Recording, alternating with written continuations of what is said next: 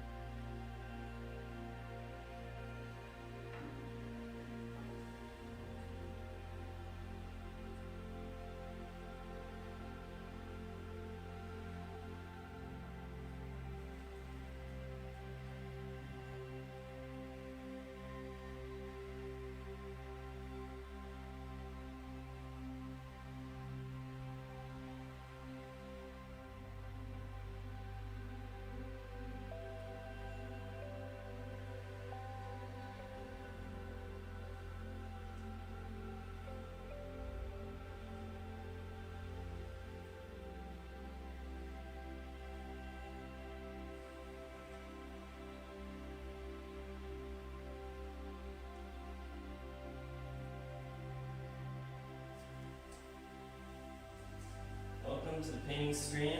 If you're just coming on, I'm going to be painting, taking anybody's questions that they may have. Just hang out.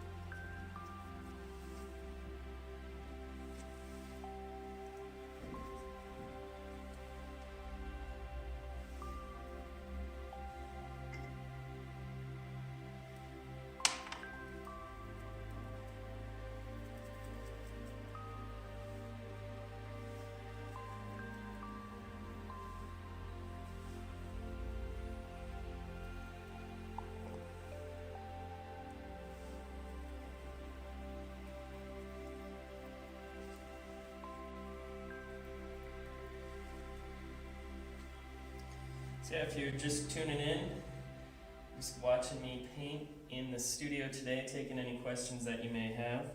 So you're kind of like my studio hours. Getting all tied up here.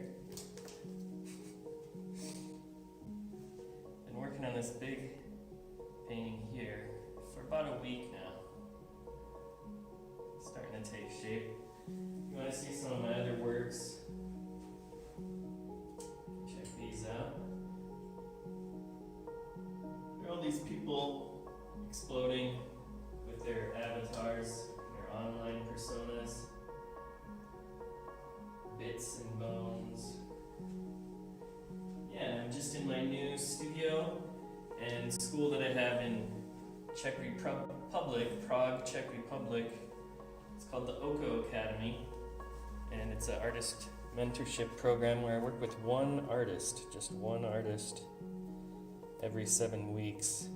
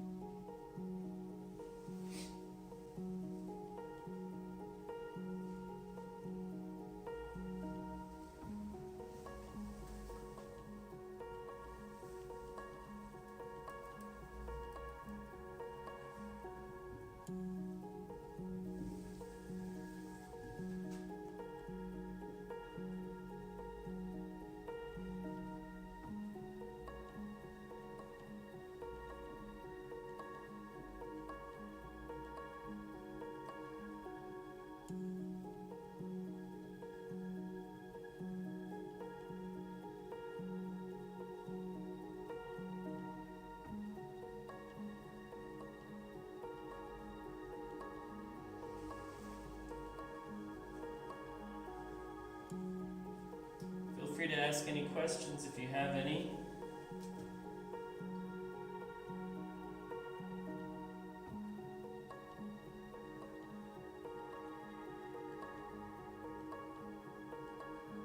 This brush is pretty toasted at this point.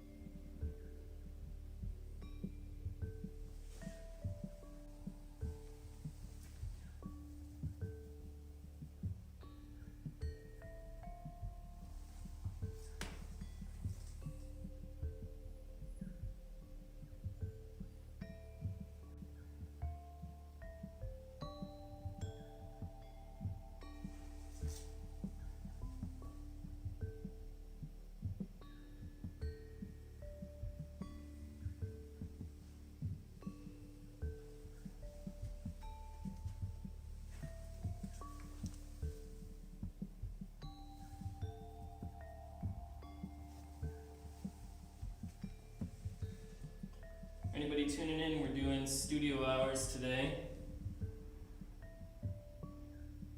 Maybe tuning in late in America. It's around 12 o'clock here in Prague, Czech Republic. If you have any questions, feel free to write them down.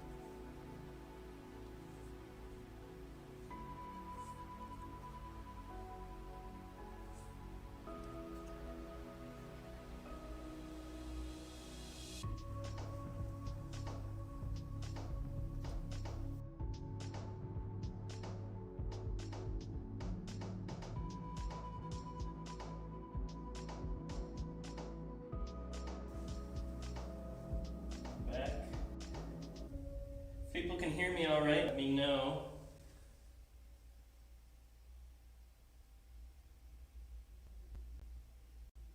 I started live streaming on Twitch actually.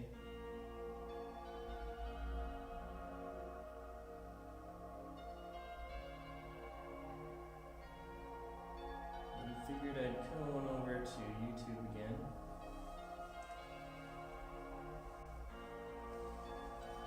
Working on this big exploding blobby creature.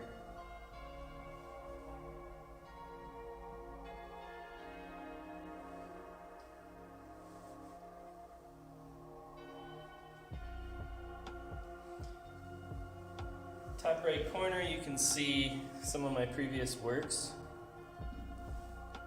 Haven't really shared a lot of those on the channel before.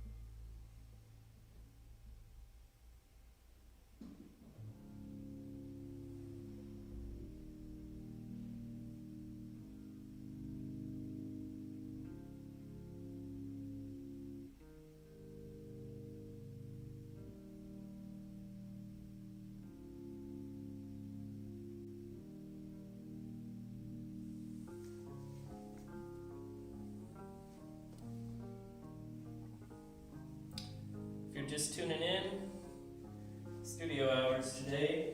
Feel free to ask any questions about the paintings. Just going to be working.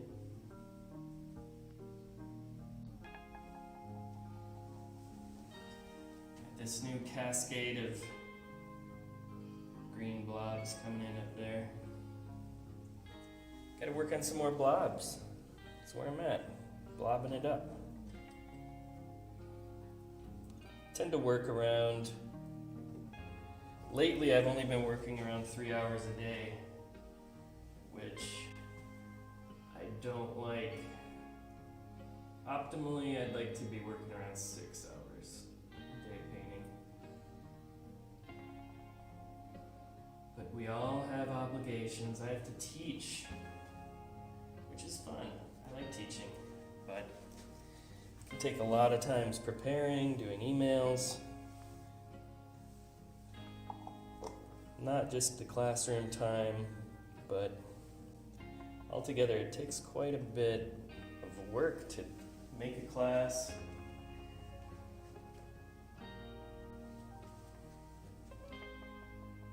And I'm teaching a ton of students online right now.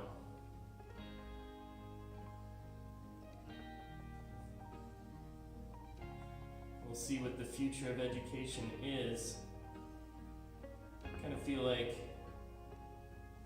we're probably in for a pretty big sea change with all that's going on right now. Obviously, digital is here to stay, but I'm really interested in in-person education as well. But hey, can't always be in person, be online.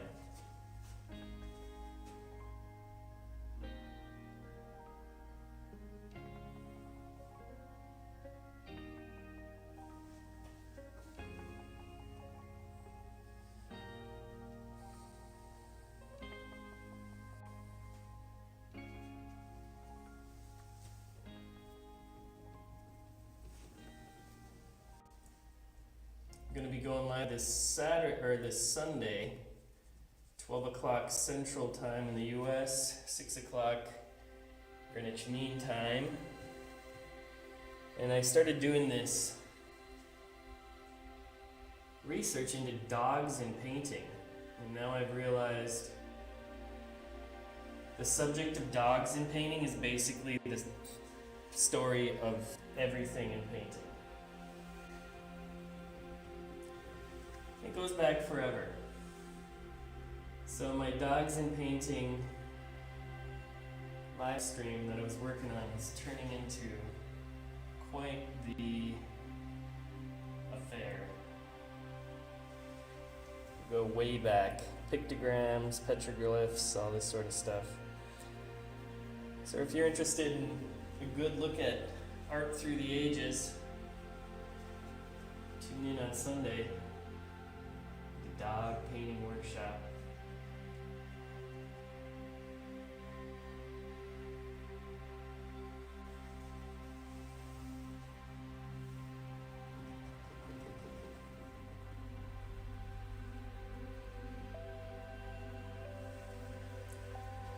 Just working up the ladder with these green chunks flying out here.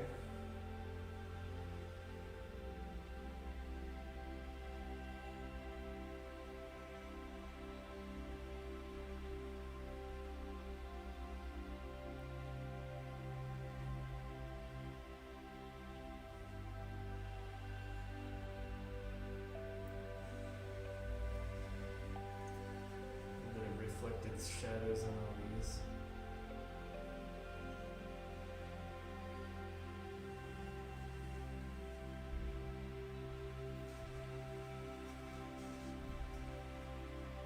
If you can hear me all right, let me know down in the comments.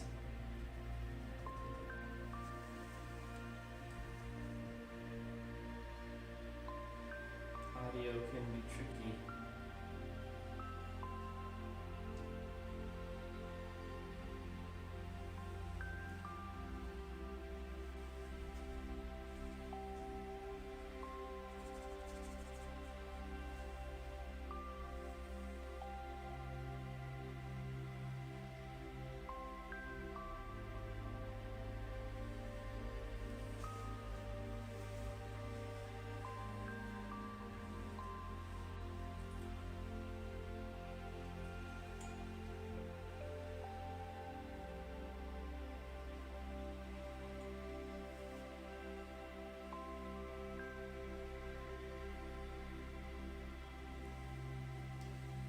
Got my book, my source book here that I can always look through.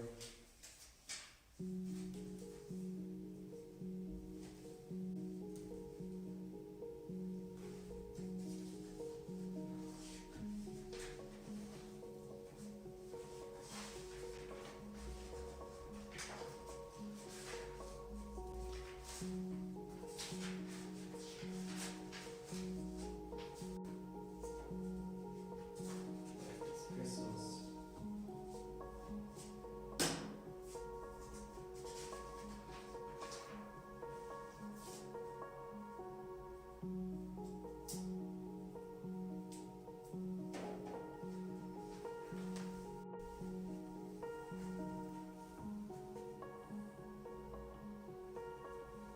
These crystals work. Probably down on the ground.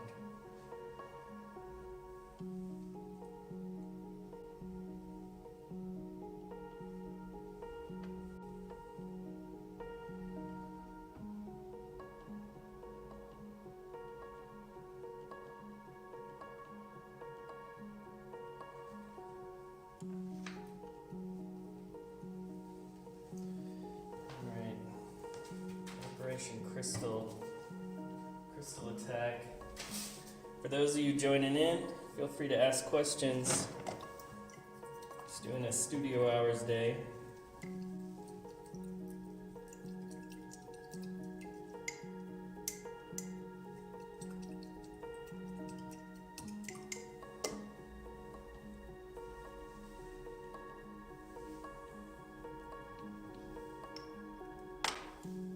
Make a lot of different videos about a lot of different artists, so might be surprised to see what my paintings look like.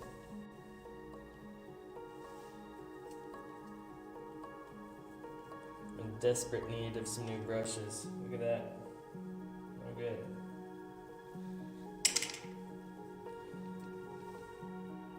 But I keep on keeping on with what I got.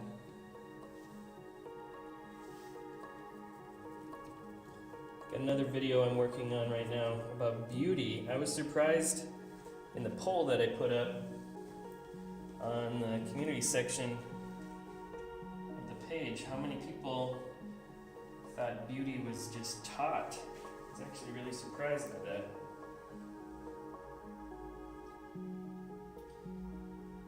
I'm going to be arguing against that position. That beauty is inherent in certain things.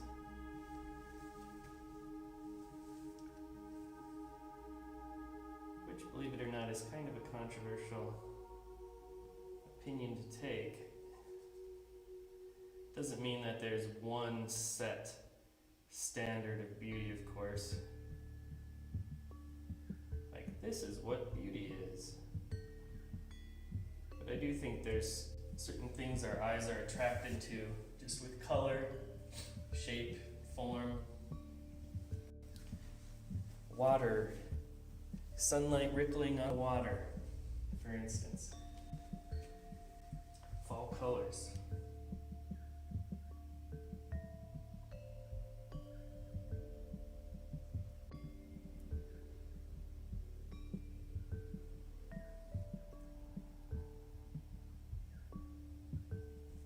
Beauty is a good hook, I think.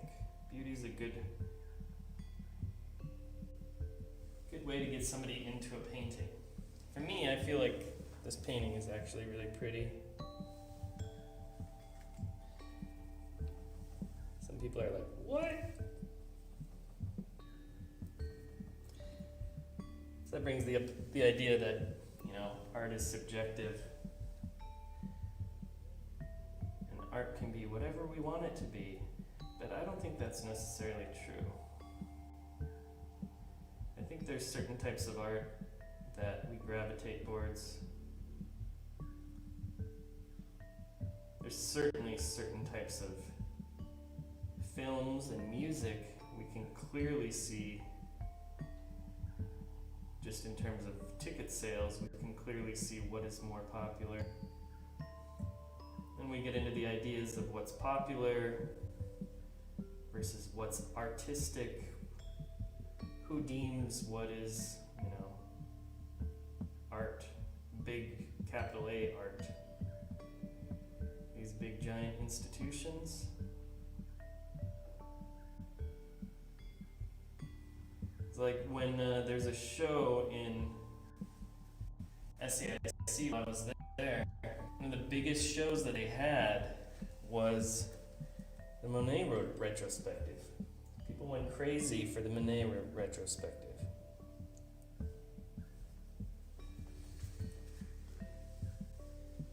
After all these years, Monet still wins.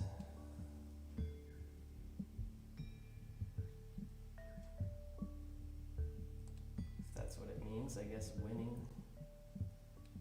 Getting more eyeballs on your art. That's the way we think about it now in the Instagram age. But it does bring up questions with these people that are making elves, like making sculptures of elves and stuff like that on Twitch.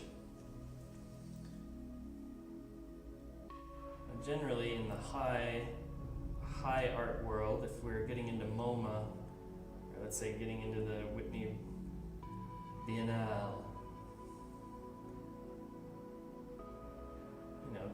that doesn't concern those people. They're not interested in being acknowledged by those institutions necessarily. They seem more interested in catering directly to a community of people.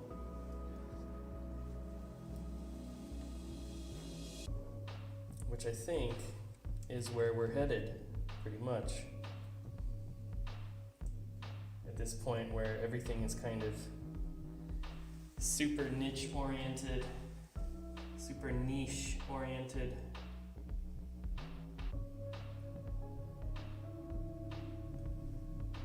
People connect with their own little audience. There's no need for a great piece to try and connect everybody. I think the closest we've got to contemporary art really spilling into kind of the collective populace in the United States, at least, is that the monument to September 11th, the two beams of light going into the air,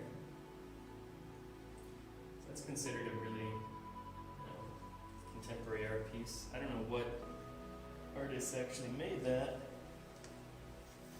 but they certainly connected with a lot of people. I think that's the most visited site in New York City, and New York City is one of the most visited places on the planet. But that was an instance where an artist was able to really create something that resonated with everybody, really. It was easy to understand.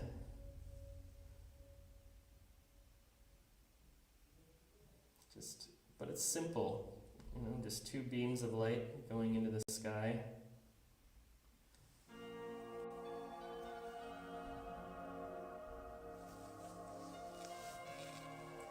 But does that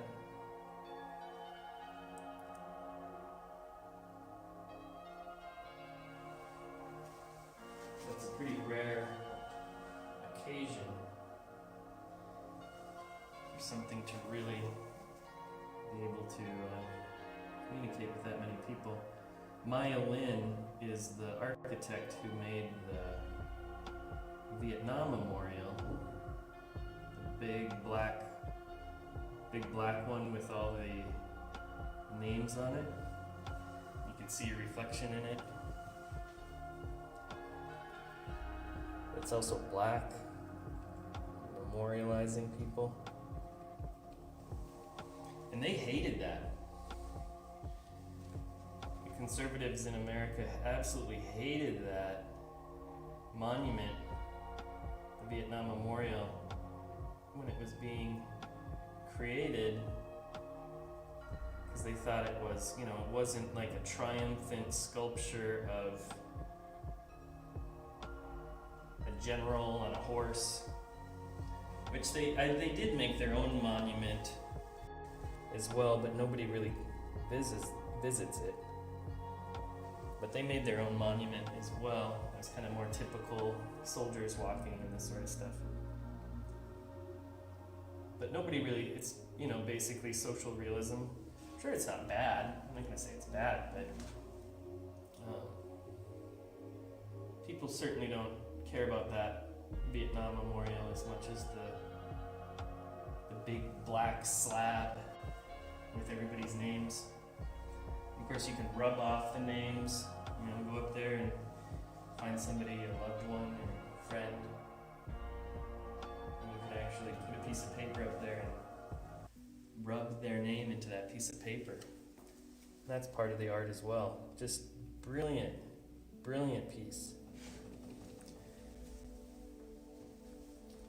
Where did we start? With elves?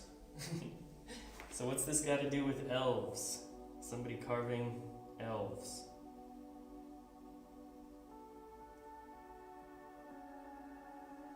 The person carving elves can communicate directly with an audience that understands, and it's not even an elf, it's like a certain elf, I'm sure.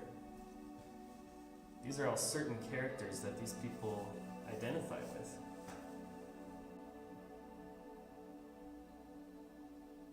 So you get to kind of skip a whole step. Well, this kind of talks about the, you know, the differences between craft and art as well. Some people would say, oh, well, he's a craftsman. He's an illustrator. Or they're an illustrator, I should say. They're just a craftsman. Not really doing anything. They're just illustrating, right? But I think that is kind of an outdated way of thinking. It's silly. Say that only one type of art is high art.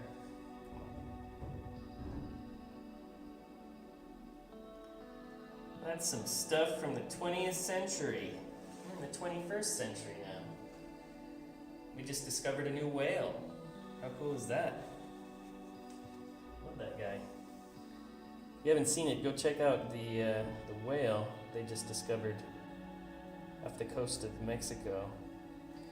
Looks like a dolphin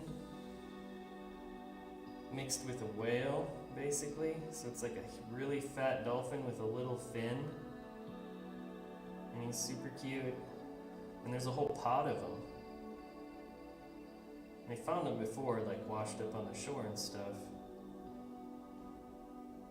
But they never saw them like in the wild, and certainly not in a pod. It was the Sea Shepherd organization that actually found them. Which kind of goes to show, it's like, come on governments of the world. Can we explore and just find cool fish instead of fighting about the fish? That'd be nice. China and America could work together to just like find cool fish. That's the world I want. Let's work together to find cool fish. The International Fish Alliance. China just landed on the dark side of the moon. I'm sure the conspiracies are running wild. They made some base there or something. I suppose that's the next step, though. It takes forever to get to Mars. Like, that was the one thing I was thinking. It's like, if I was asked to go to Mars, like, I used to say, yeah, I'd go for sure.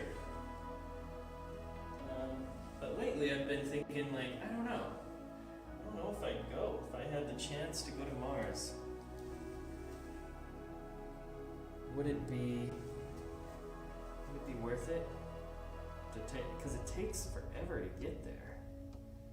And then if you change your mind, you're like, it's like another year, you're like, oh man, that ride home would suck. And then in the ride home, you're like, maybe, I forgot my glasses. Forgot your glasses on Mars on the ride home for like a year. It'll be no good. Things that are no good. Forgetting your glasses on Mars.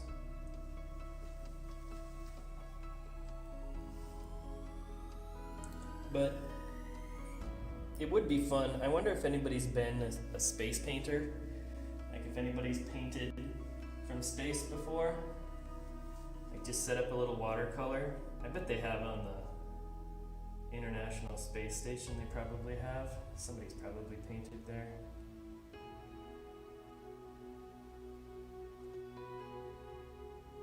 Not a lot of options. Probably need a lot of black as well. But it would be fun. I don't even know what that feeling would be like if you're up in space. Painting? Probably not at the top of my list of things to do. Holding on. What was that movie, Gravity? That was cool. A lot of people hated that. I thought it was awesome. It's like these forces, they're just so huge. Gravity. I'm glad gravity exists. But like, what are you gonna do if you're falling from space?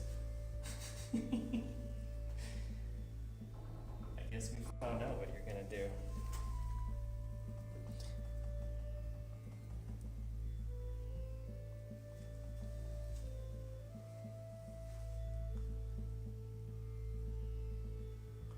I'm more of a fan of the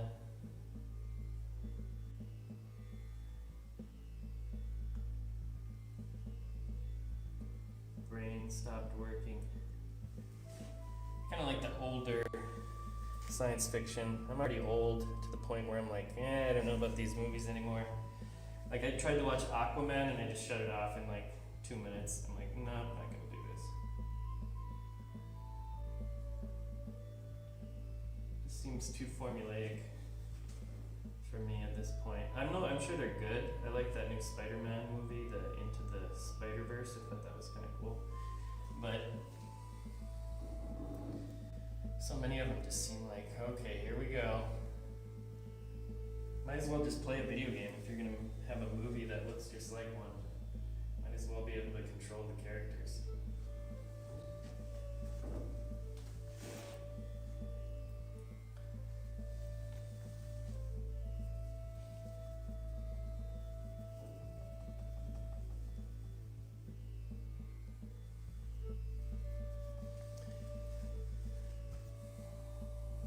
Doing these explosive bits on this guy.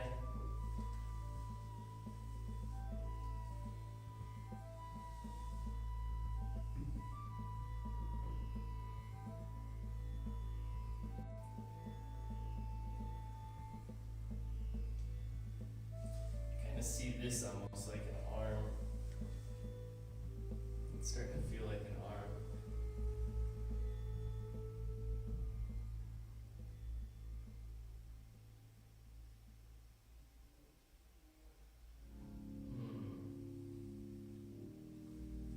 We need something down here is going to be our next avenue of attack.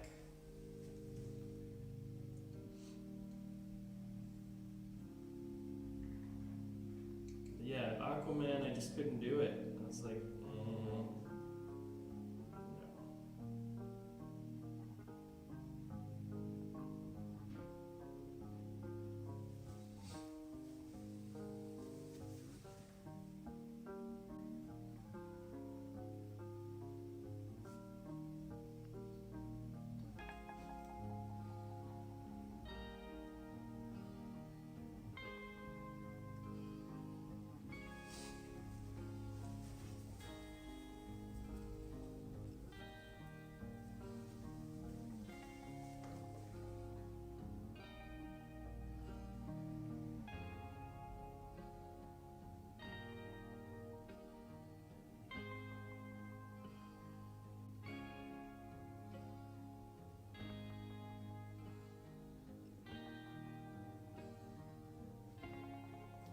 like I was saying with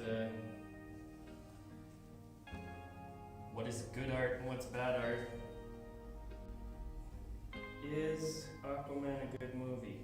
Oof, that's tough. And movies kind of don't count in a way because they're meant to be consumed by a large part of the population. Their goal is to sell as many tickets as possible. Hopefully you can hold on to some artistic integrity while you're on the ride. But are these movies even made by people anymore? Like, obviously they're made by people, but I wonder how powerful directors are. If we look back in history, how much power directors used to have versus how much power they have now. I wonder what we'd find. I imagine throughout most of history you'd find that directors are probably much less power than they used to. I'm not sure if that's a good thing. Because back in the day, if you have a lot of artistic oversight from one person, that's how we end up with Psycho. But now they probably focus group the murder scene and be like,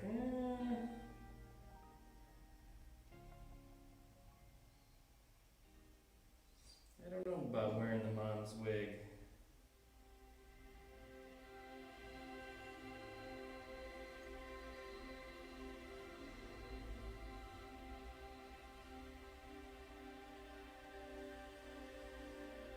Everybody is defaulting to the audience. I think that's the age we live in.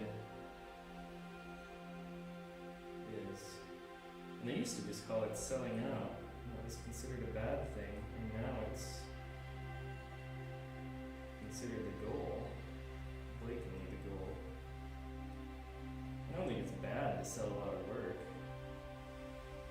Obviously, I like selling paintings.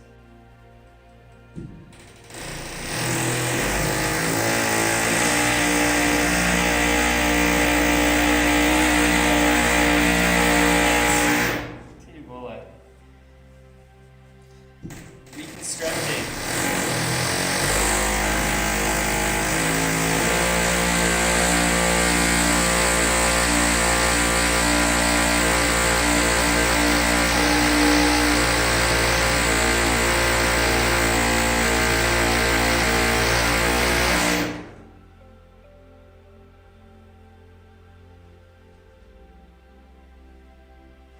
They're reconstructing the neighbors. It's going to be a cafe.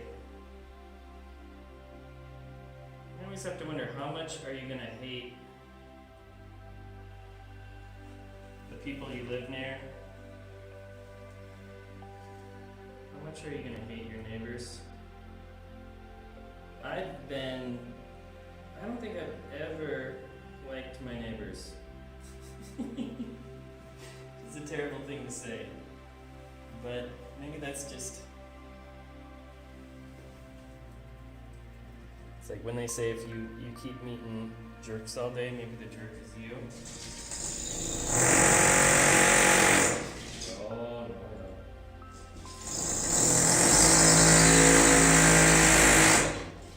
And here in Prague, everything is made out of stone. Pretty much, like all the buildings are made out of stone. And they'll always make fun of American buildings. They're like, why do you make them all out of wood? You make your homes out of wood. Why? That's why they all get blown up in tornadoes. And it's like, we have a lot of wood. That's pretty much the answer. Why are so many houses made out of wood? There's a lot of wood. But it's also cheaper, I think.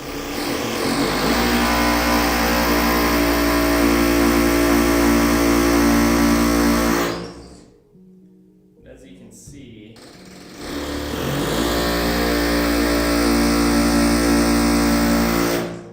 the dreaded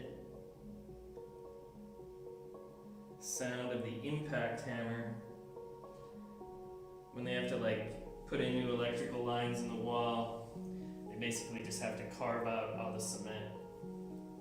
So they have these little mini jackhammers they use in their hands. Let's turn that down a little bit.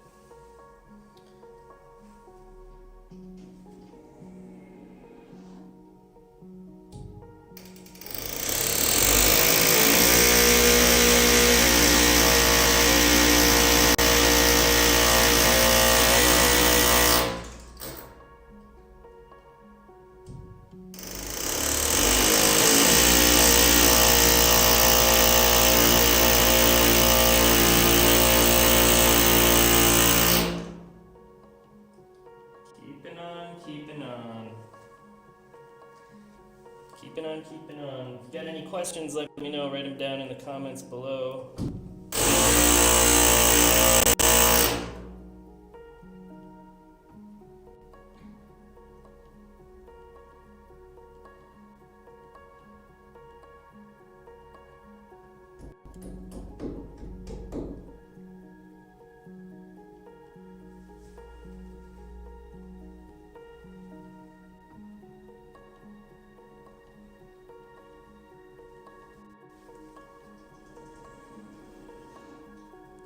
I'd like to go really long. I'd like to do like a 12-hour live stream. I think that'd be fun, just painting for 12 hours straight. But and the great thing about live streaming is you don't have to worry about like recording stuff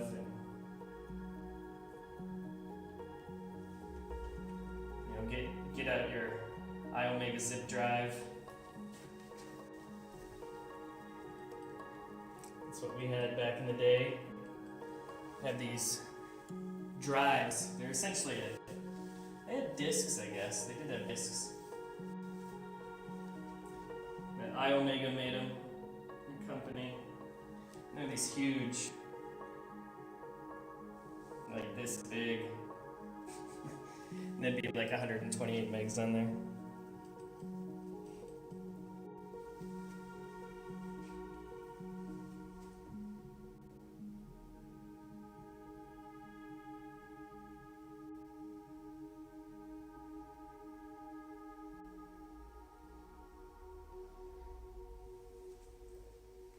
You can see all my work up in the top right. Made that quick video. I know some of them are really little. I gotta figure out what's going on with that. And I had like 700 works that I put in there. It was kind of first time I'd ever dumped all my JPEGs from like 12 years of painting into one place, and I was like, man, I got like 700 paintings? Why do I keep painting? I do enough? It's the problem. Painting's an addiction. It really is. I like painting, but a lot of times, me and my friend Franco, we always wonder, like, what is it when people want to paint? I'm never sure what they want.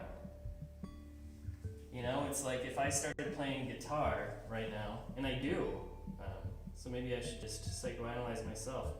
I do try to play classical guitar. I know I'm not going to ever be a concert pianist, but I want to be good. This thing's annoying.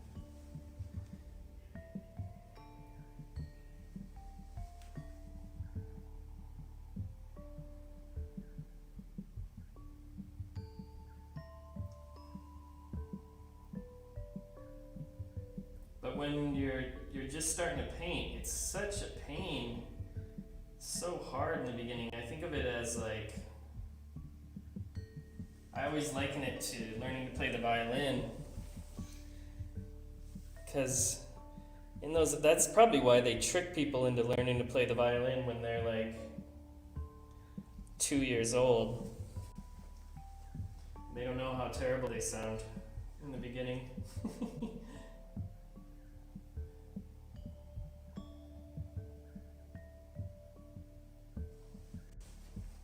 But yeah, with painting, it can be relaxing, I guess. I think they want to be relaxed. I feel like getting relaxed is kind of the goal of painting, to a lot of people at least. They see it as kind of like a meditative state. And it probably is, you know, to an extent. I've seen the reports on, like, they have those brain sensors that look at theta waves. And like when you're doing archery and pulling the string back, basically your theta waves are getting jacked. And it's almost like you're not thinking about what you're doing when you let go of the string of a bow. I remember shooting, I grew up hunting, deer hunting, pheasant, duck, and I grew up a vegetarian.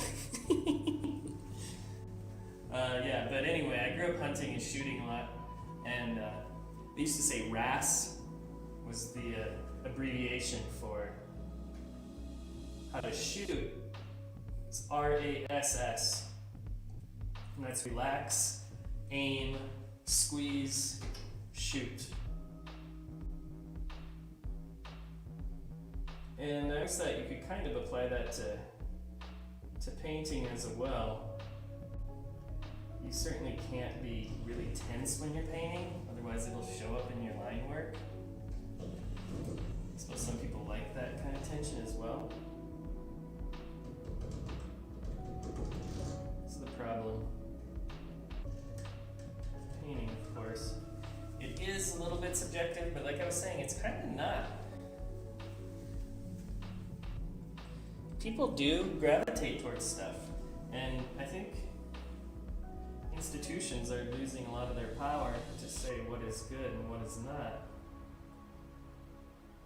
When you got the person doing elf sculptures and killing it.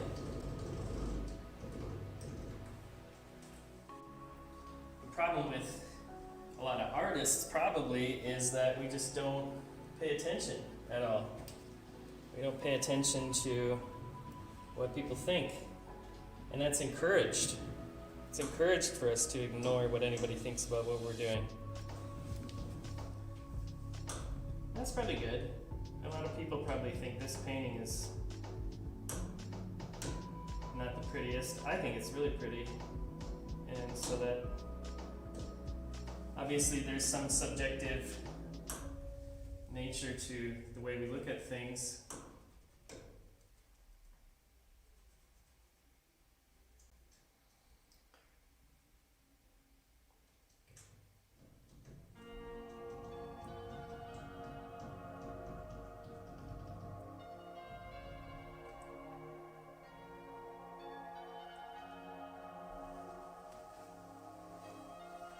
But yeah, I don't think everything is necessarily subjective.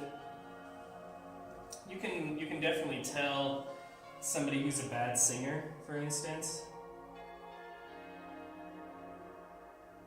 You know? Who will save your soul? A little bit of Jewel for you. These are my confessions. You know? I'm not a good singer. And you guys know I'm not a good singer.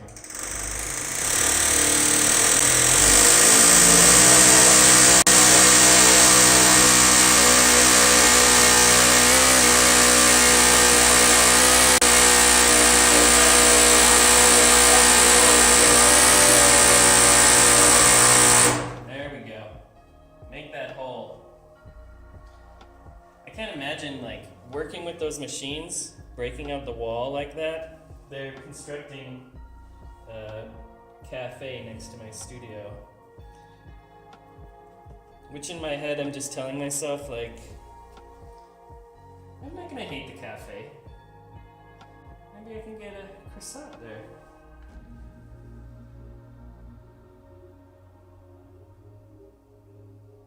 But living in Prague, everybody hates, pretty much universally, everybody is really frightened when they find out any apartment in their building is going to be renovated. Because they know it's going to take forever, first of all. And especially now, it's going to take even extra forever. So, as soon as you see those construction workers, everyone's just like, no, please. Even if they're doing a kitchen, they'll be there for like 2 months. They become like part of your family. Outside drinking beer in the morning. It's just mandatory pretty much for all construction workers to drink alcohol.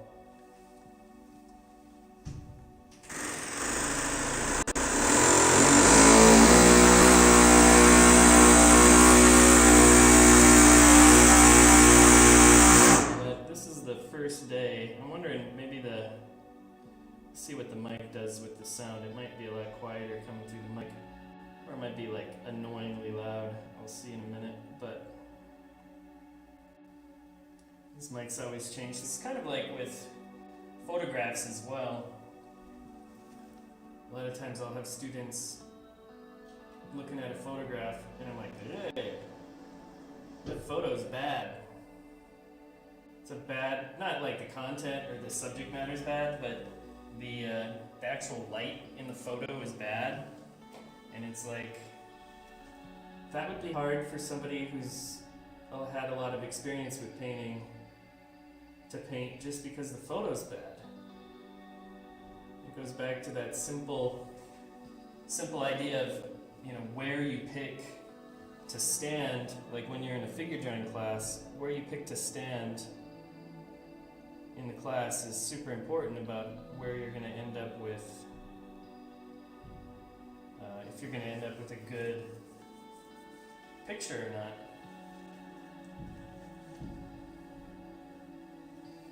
Because that first angle, how the light's hitting, the way the body's positioned,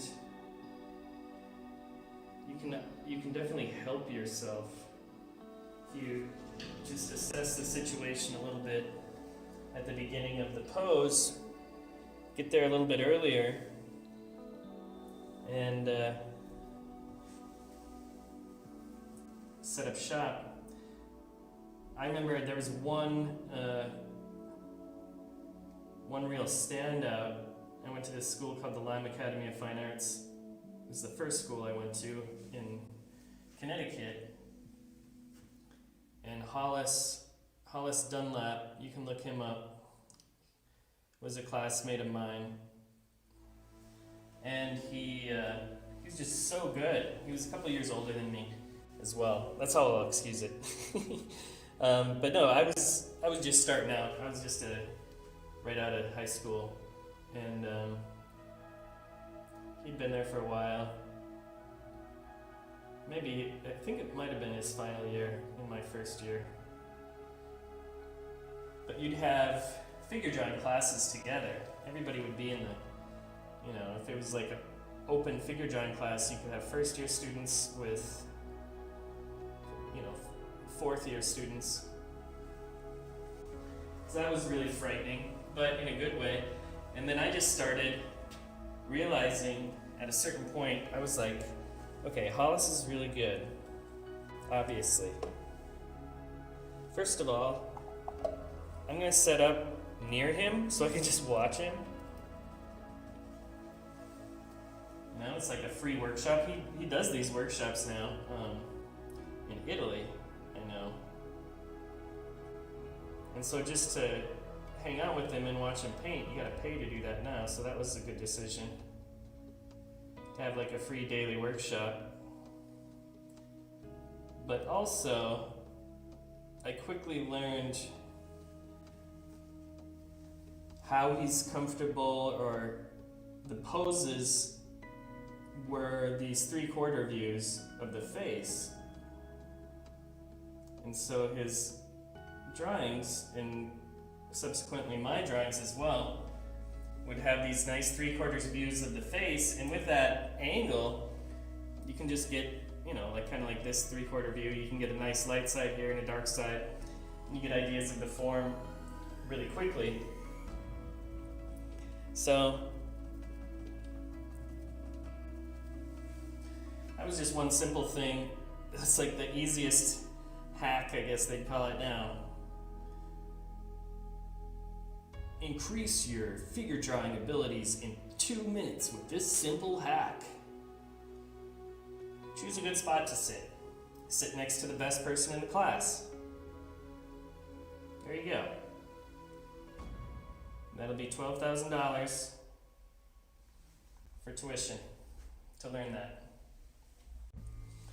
The school has a lot of benefits. I mean, I think it's a real privilege to be able to study art and be in that environment.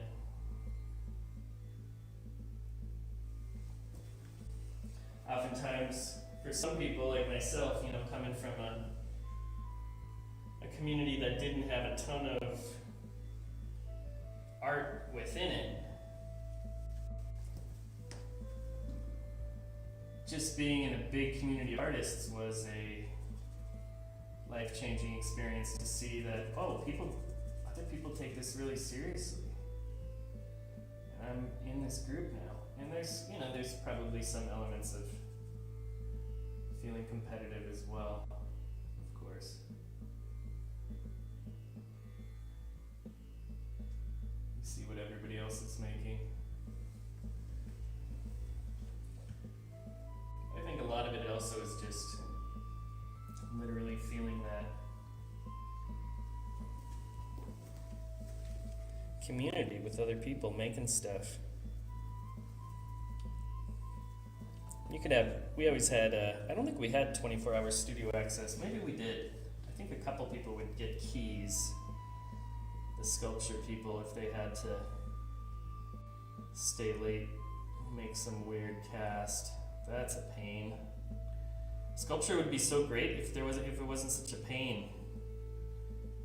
Like all the technical stuff involved with casting and multiple casts for the same piece. So much work. But I suppose that's why I like painting, because it's just a really direct way of making art. Paintings are still a really direct way of working with raw color.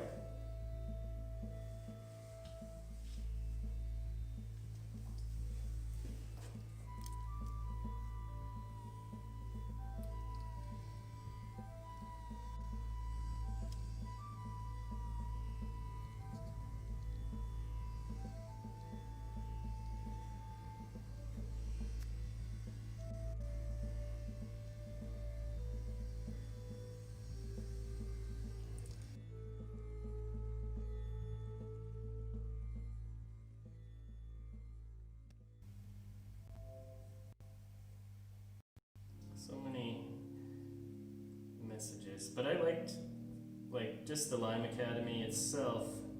It still exists. They don't give out I don't think they give out a degree anymore, which is kind of a shame. I think they got bought by like a university.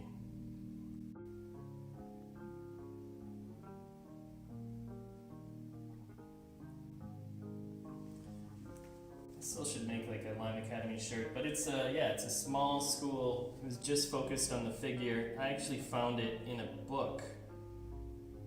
That's how long ago this was.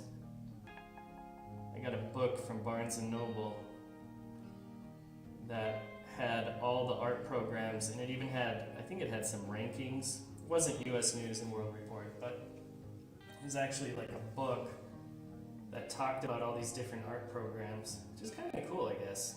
I wonder if there's really a resource like that on the internet, to be honest. That gives a breakdown. Of course, you kind of know a little bit more about the schools now, but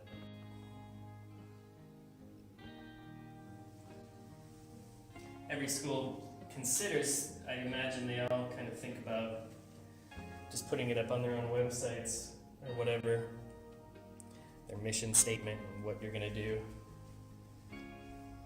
Grad Cafe, of course, that's that one website, I guess, where it's like a forum. Everybody losing their mind, trying to get into different grad school programs for painting, or for anything. But this whole section's just about painting programs, and I suppose you could probably find the information there, but I found it in a book. It was an actual physical book, and it just had a paragraph. And I read about Lime Academy, and I was like, Traditional Figure Painting Academy? That sounds cool. And you get real college credit, which I don't know how important that's going to continue to be, but you did then. And I went there and just walked through the hallways. I went on a trip out there, and I visited Lime Academy and Maine College of Art in Portland, Maine, which was also really cool. In a really neat little city too, as far as I remember. And but I chose to go back in time, went back in time, and I was like, I want to be in an academy, which is cool. Yeah, it was great. There was a lot of, you do sculpture, figure, got to do dissect a body, which is pretty crazy, in anatomy class. When you think about it, I mean, we forget a lot of these. I was saying the other day, but you know, Rembrandt had I think 4. He had 4 human arms in formaldehyde. And people just had weird stuff. That was part of the culture back then. I was saying in another video that Hans Hofmann, he was a person, he was obsessed with Albrecht Dürer's work. And if you look at Hans Hofmann, you'll see a lot of his paintings he did of birds and stuff like that, similar to that one that Albrecht Dürer did. But he was actually employed by King Rudolph in Prague to just collect stuff, just collect different things, oddities. That's how we get Arcimboldo, you know, that painter, Giuseppe, I think Giuseppe Arcimboldo is his name. But he did those portraits of people like as a bunch of different types of fruit. So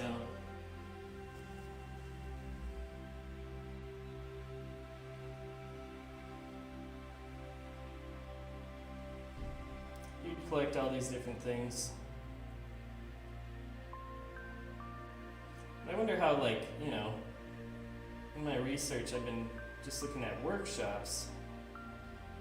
Albrecht Dürer had a workshop. Of course, he was around right at the beginning of printmaking coming out too. So having a team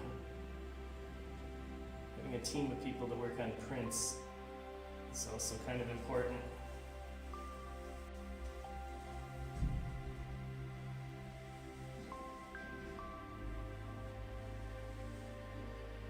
But he'd run a workshop where there would be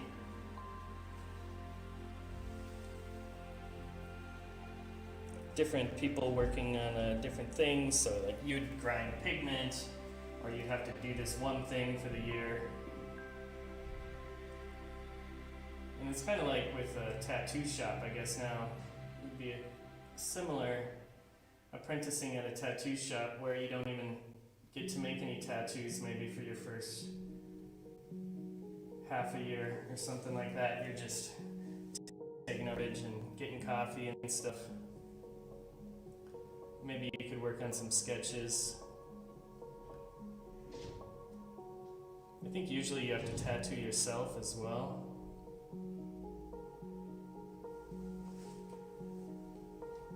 They usually require that you tattoo yourself to feel how much it hurts and how deep you go, just to get a sense of depth and pain. Now everybody's doing the stick and poke tattoos, I guess. The old school. I wonder what the benefits of those are over getting one done with a machine. If they last longer, if they have like brighter colors, maybe they just look more natural somehow.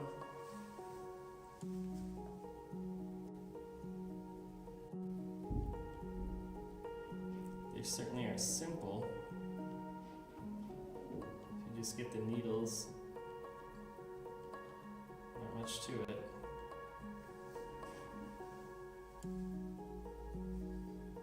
A lot of people are getting those really simplified tattoos now with stick and poke, like a cat or something like that.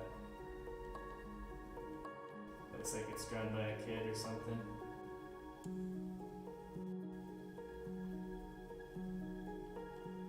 So I don't know, I'm assuming there's probably some really highly detailed stick and poke people out there, but I don't know.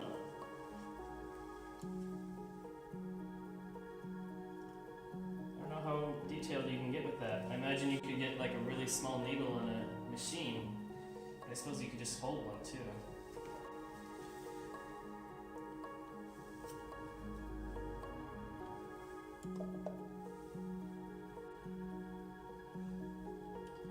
So if anybody has any questions, feel free to ask. Ask me anything. This is the studio hours. Just opening it up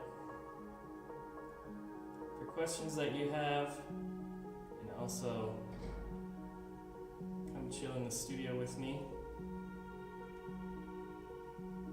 as I work on my paintings. I'm just working on this explosion today, pretty much.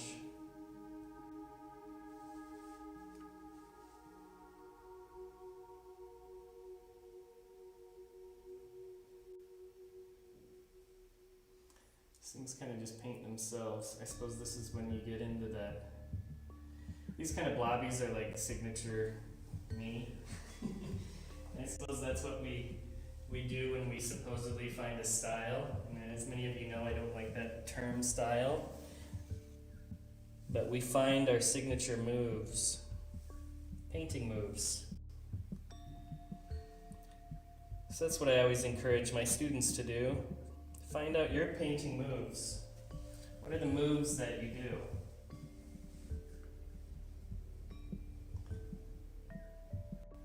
Are some moves easier for you to do than others? If so, maybe you should accentuate those moves a little bit.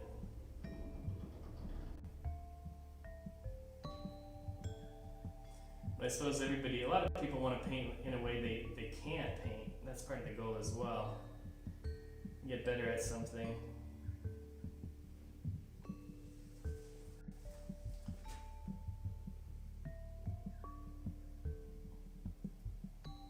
Just kind of an odd, often not thought about part of painting and learning how to paint these sort of things is, I think, simply getting better. People want to get better at stuff, and maybe that's part of why people are taking so many courses online right now. Partially, it feels good to get better at stuff. Like if I want to start roller skating, let's say I want to roller skate like those waitresses did in the 1950s at burger joints, you know? If I wanted to start like roller skating, I'd probably enjoy learning to roller skate. And so I suppose there's that aspect to painting as well, where a lot of people just want to get better at something.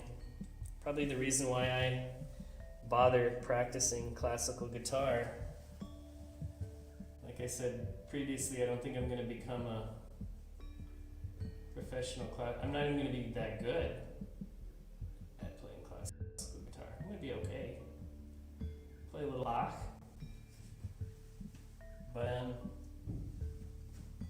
you know, I think we have this desire to just get better at stuff. Painting is one of those things where you can clearly see how much you're improving.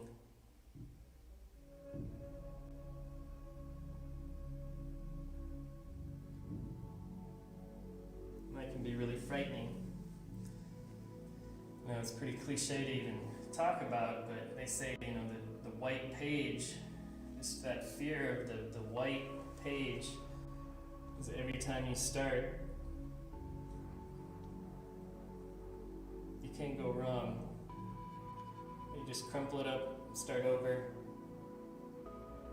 or get to a place with your practice where it doesn't matter. And you can transform that drawing and evolve it into something else. So when you paint as a constant form of evolution and practice,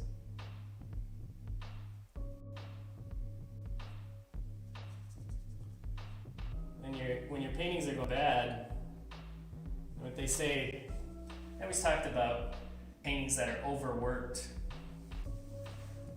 And you'll hear that a lot. Oh, I feel like this painting was really overworked.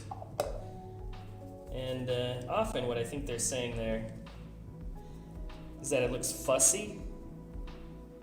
The painting looks kind of fussy. It doesn't necessarily look overworked. Like, would you look at the Arnolfini Wedding by Jan van Eyck? That took a lot of work. It took probably a year of work. Mona Lisa took like 20 years to paint. Would you say, the Mona Lisa, I don't know, it's a good painting, but it's a little bit overworked. Like, why didn't Da Vinci just throw in the towel in the first week, start it over? This Mona Lisa painting, never gonna work out. Imagine having a painting in your studio for 20 years and not finishing it. So they always say, like, you know, what's the solution to a bad painting or a painting that needs help? It's just more work.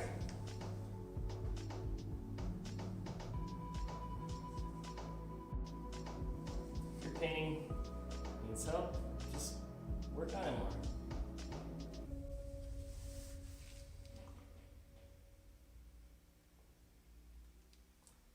That can include, you know, totally obliterating parts of the painting.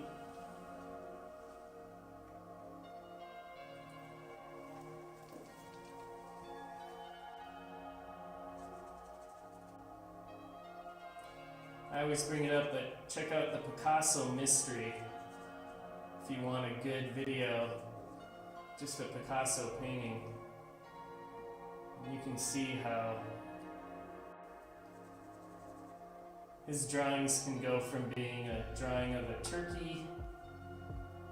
He wouldn't draw a turkey, he'd draw a rooster. But you can see how his paintings will go from a rooster to a portrait of a woman, back into a lion or something. His paintings were just constantly changing. And that's just a mentality, I think. I think when we're starting, we obviously want to plan stuff. And that's good too. Oftentimes I hear people say, like, you should just let it happen, you know, just let the painting come out. And what if you're painting a painting of your sister reading a book? You need a picture to work from, or a sketch to begin with. You know, so identifying these preliminary steps ends up being important no matter what in painting. How do you paint? Because you don't want that one painting to just become a fluke. You want to be able to keep making these. Keep making similar work. If you want to make a living on it. And the thing is with, you know, the trick to how do you make a living selling paintings? How do you do that? How do you make a living just selling art? And I think one thing people would be well served to remember is the people that do make a living off of their paintings paint a lot. They paint really a lot. Usually.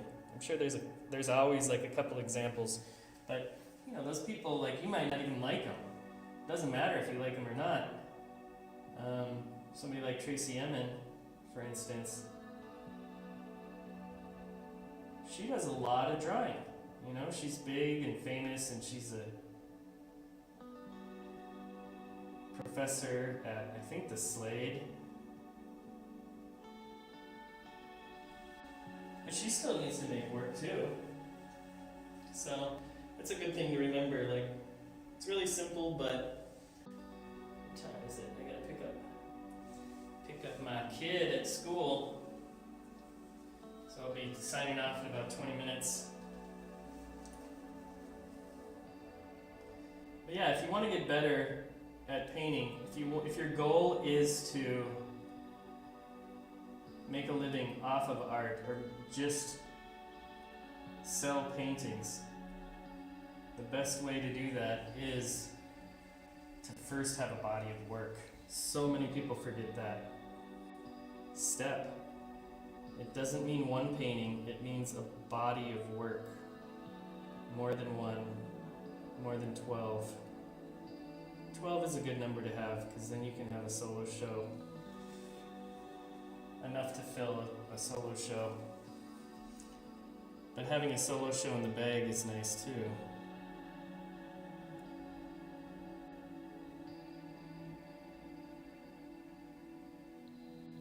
But yeah, galleries often won't care, even if you have one good painting. If you have one really good painting, that's good. Nice.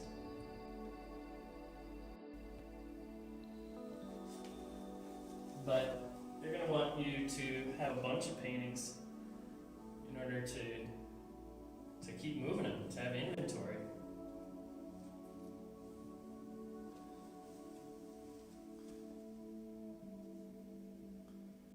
They sell one painting for you, they take their 50%. And people often wonder too, like, what is this gallery takes 50%? What on earth are they doing? And I felt trust me, every artist is like, kind of feels the same way. But I think it's important to realize that galleries, whether it's fair or not, simply have access to a lot of collectors and a lot of people that buy art. And a lot of those rich people that buy art want some validation that what they're buying is a good investment. So they want something not only that'll look good physically in their home. I think it's partially the reason why we're seeing this uptick in figurative work right now being popular. It's just nice to go on the wall, and there's nothing wrong with that. You know, if you look at what Nicholas Uribe is doing, he's selling all his paintings, I think, for $250. could be wrong on that. If you haven't subbed to his channel, go check out Our Painted Lives, the YouTube channel. I think it's really, it's one of the better YouTube channels I've ever seen about painting, and he's making these paintings every day and putting in a tremendous amount of work into it. But, you know, when we talk about affordable art, what is affordable? You know, do you want only rich people to have access to your work? I don't know.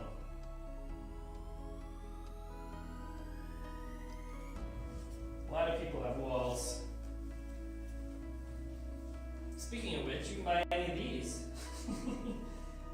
Feel free to buy my paintings. Lord knows I got enough of them. These are around $2,000 each. Something like this would be like $7,000. So if you're looking for a stocking stuffer, get this. Here I'm talking about affordable art. Everybody's got a wall. Buy mine. They're only $7,000. But when you get into the breakdown of how much time these things take and shipping and materials, you work 2 months on a painting. No. You gotta have something to eat.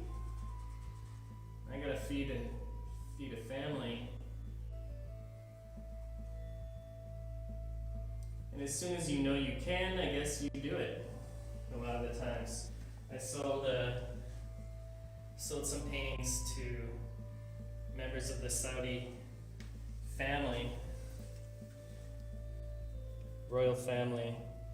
And I also sold a painting to the creator of the channel we're on right now, YouTube, Chad Hurley. He bought one of my paintings as well.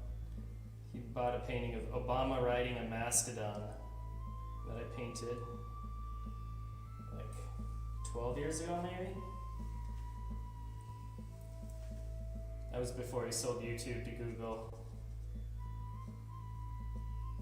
But I often wonder, where's that painting? I mean, I packed it up in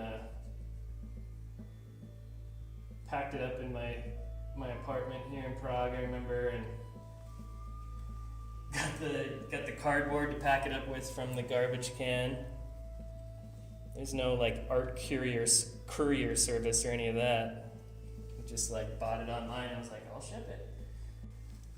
So I shipped it to his address. I think he sold YouTube for like $1.6 billion, which probably seems like a deal now. But I think he made off pretty well. But I wonder where that painting is and what it's doing, where it's located. Have people talked about it? Is it in one of his 100 spare bedrooms? Maybe some famous person woke up and saw it. I suppose it's kind of universal, you know, Obama on a mastodon. That's good for any occasion, really, in my book. Any year.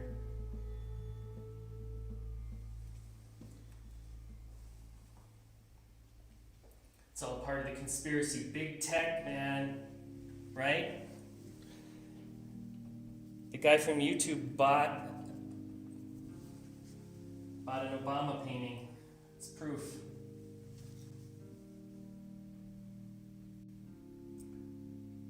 I suppose some people probably wouldn't like that. I wonder what Obama would think about that. It's kind of weird that I did this series of different world leaders, kind of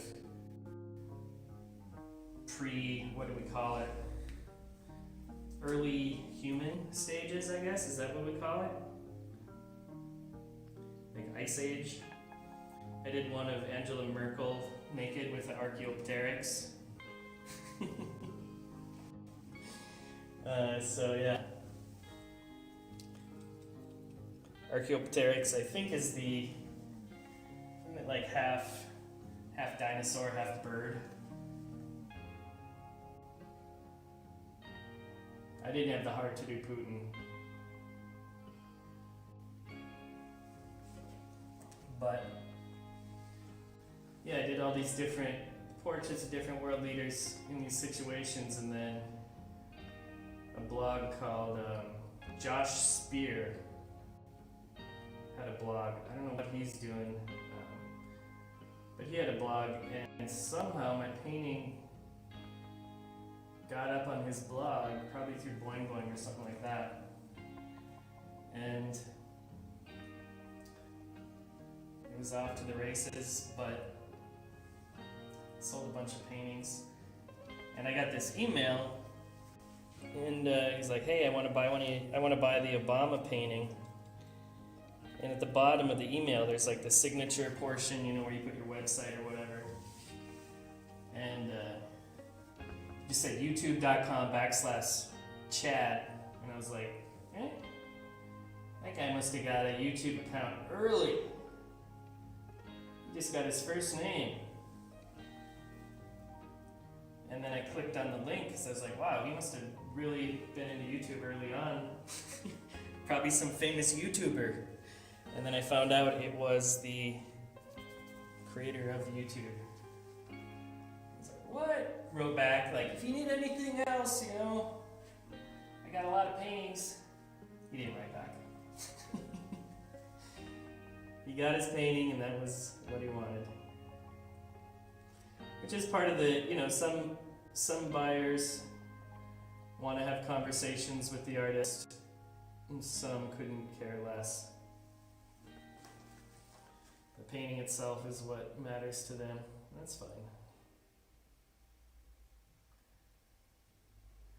You know, I think that the best advice I can give for those types of situations where you're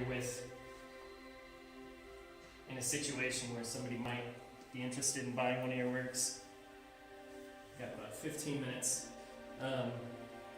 just to act normal. I know that can be hard from personal experience. It can be hard to act normal, but what I mean by that is I don't think there's any need to impress. And like when you're at an opening and people are walking around and trying to be smart, everybody kind of can smell if you're just, you know, not being genuine. So if you really like monster trucks and want to talk about going to a monster truck rally when you're 8 years old, just, yeah, talk about that. Talk about what you'd normally be interested in. Because there's no use in like trying to fake who you are.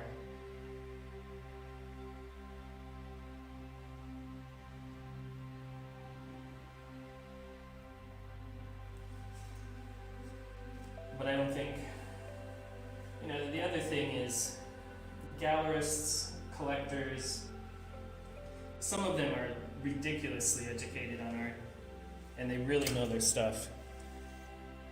And they're really passionate about art. That's why they're paying a lot of money for it. But a lot of them, they like art and they're into art, but it's not like it's not their main deal, I guess. So more likely than not, you're gonna know more than they do. So you can just go into that conversation like you're talking to a 5-year-old who wants to know how a vacuum cleaner works or something like that. And you've got the upper hand. Even with curators, you know, curators get used to what sells, and they get interested in, you know, certain things that sell, and they have an eye, and that eye gets validated through sales.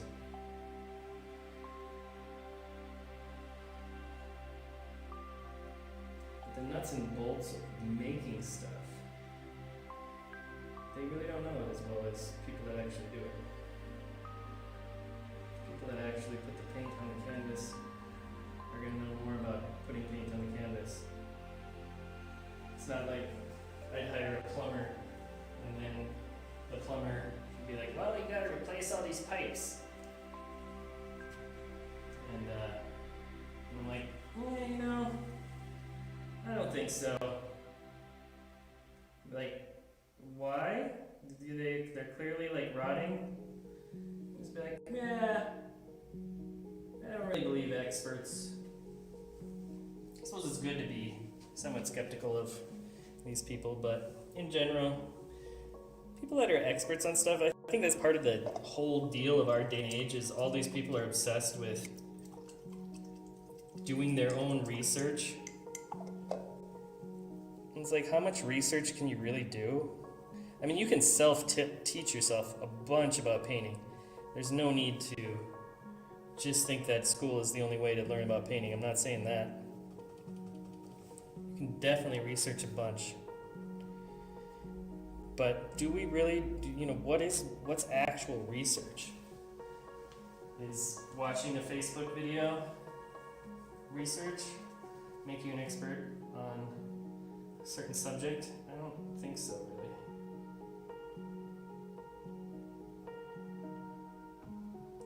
You have to do studies, you have to have other people question you. I think even like the idea of anybody who's been to grad school kind of knows part of the insanity of grad school is relentlessly having to back up your ideas about something. And their goal is to really just poke holes in what you're doing. It's not really an enjoyable process. And art's, it's also really strange because critiques are honestly, I'm trying to still think of what is something similar to a critique in any other like discipline or profession. Imagine like if a surgeon was cutting somebody up and then at the end of the surgery they're just like, well, how'd you think of Jeremiah's performance? I don't know. Do you have issues with your father? I feel like the way you were cutting into that person with the scalpel was indicative of some trauma that you're trying to excise. You can go anywhere. People are crazy in crits. You never say, honestly, you get away saying stuff in crits that, if you said it in a bar, you might get knocked out for saying.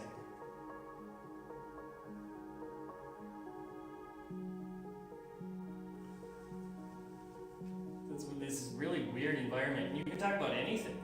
You can talk about absolutely anything in a crit, which also makes it this really odd environment, I think.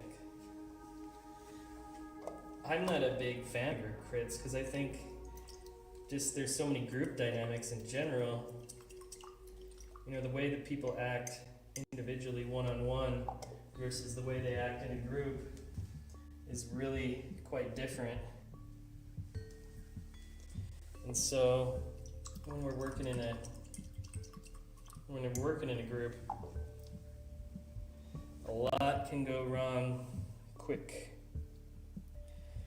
It's hard to even figure out how much work somebody does. Somebody always ends up doing more work. There's even, gender roles, I would say, are definitely attached to who gets nominated to do certain work, like taking notes and being the point person. People don't really think about that.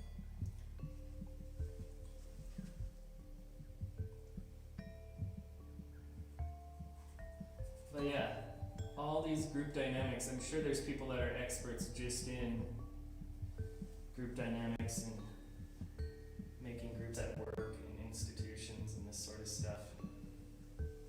With art, I don't know how some people do it. I don't know how people can work in groups. I've done some collaborative pieces, and it's always like, why did you just do that? Because sometimes when you're painting, it's like you're playing chess, you're playing for the long game, But somebody else might not be playing that same game. It's tough to get on the same page. I suppose you can have artist assistants that you're like, paint the sky, you need this gradient, make a nice gradient in this background, you know? You can give like simple instructions or whatever, but for the most part,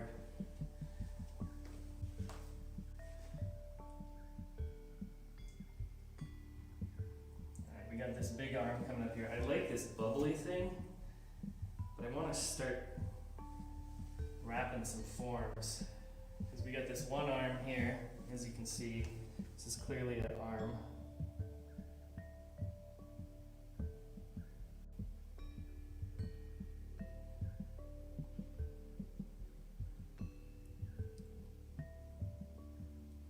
I have to redo that cartoony hand.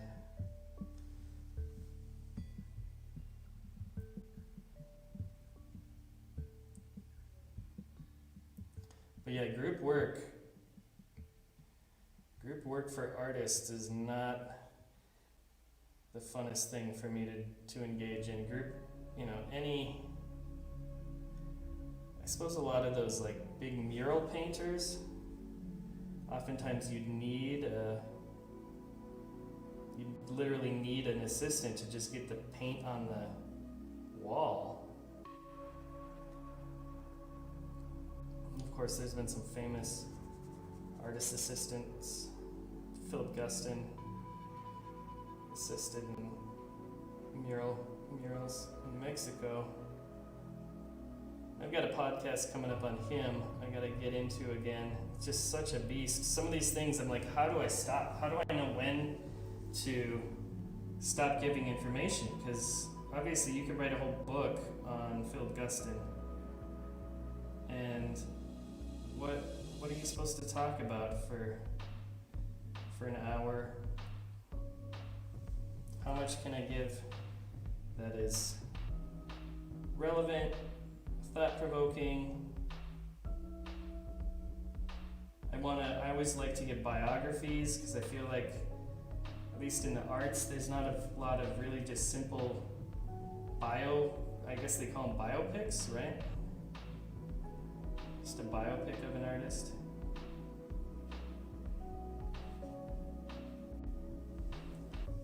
Ooh, that went sideways. Time for the wet wipes.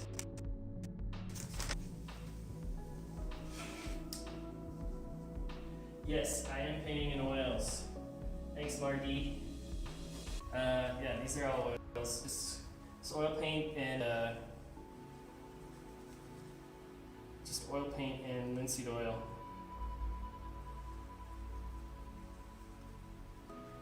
Takes a while. I'm about probably 6 days into this canvas, around 20 or 30 hours worth of work so far. And I know this because I'm live streaming it now on Twitch, so I've been keeping track of, I mean, I can look and see how long I've been painting something. That's kind of the first reason I got into live streaming there, was I thought this would be a really easy way to just keep track of how much paint. I'm a bit of it's kind of a weird personality trait of mine, is I like to keep track of things like that. My battery's about to die. I should end the stream, because I gotta go. Yeah. My battery was reminding me I have to go. It's the end of the semester right now, so I have a million students and emails and all this stuff as well.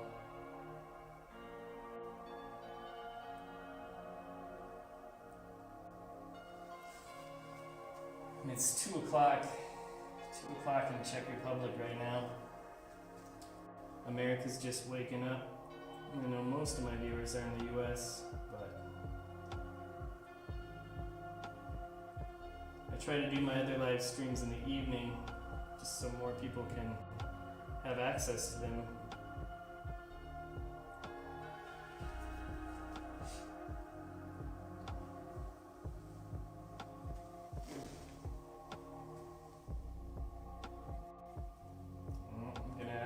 Prep Shop.